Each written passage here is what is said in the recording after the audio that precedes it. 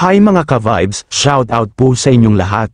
Welcome back sa channel kung saan hindi lang chika kundi may puso, may laban, at may katotohanan. Sa vlog na ito, pag-uusapan natin ang isang issue na hindi na bago sa mundo ng social media, ang pangbabash, ang pagsira ng pangalan, at ang pagsubok na ibagsak ang isang taong gusto lang maging totoo at tahimik sa buhay niya at nagsisikap umangat at gumagawa ng pangalan. Sino nga ba ang bida, at sino ang nangbabash? Tara, simulan na natin. Grabe mga ka-good vibes, kung gaano kabilis kumalat ang good news, mas mabilis pa rin talaga ang intriga. Lalo na pag may mga taong todo effort lang para pabagsakin ang isang kilala sa social media na wala namang ginagawang masama.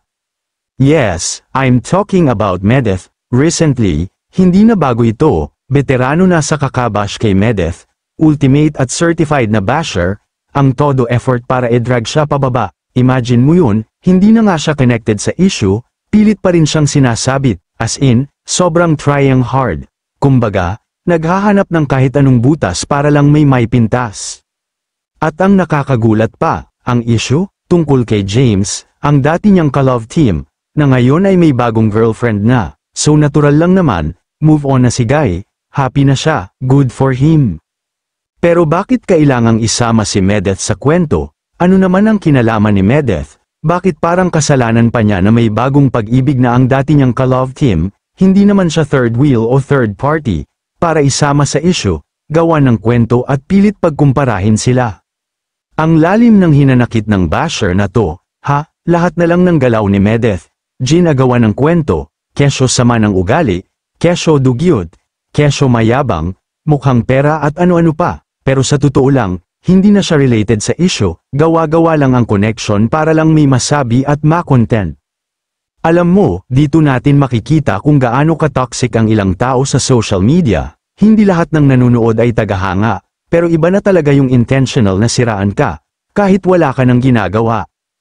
Pero kahit anong paninira pa yan, sorry na lang sa mga bashers, hindi nila kayang pabagsakin si Medeth. Bakit kamo? Kasi may mga taong nakakakita ng katotohanan. Marami pa rin ang naniniwala, nagtitiwala, at nagmamahal sa kanya. Hindi yun basta-basta mabubura ng mga inggit, chismis, at fake news. Kung ang goal ng basher ay i-turn ng publiko laban sa kanya, epic fail, dahil instead na bumagsak siya, mas lalo pa siyang minamahal ng mga supporters niya. Sana, matauhan naman kayo.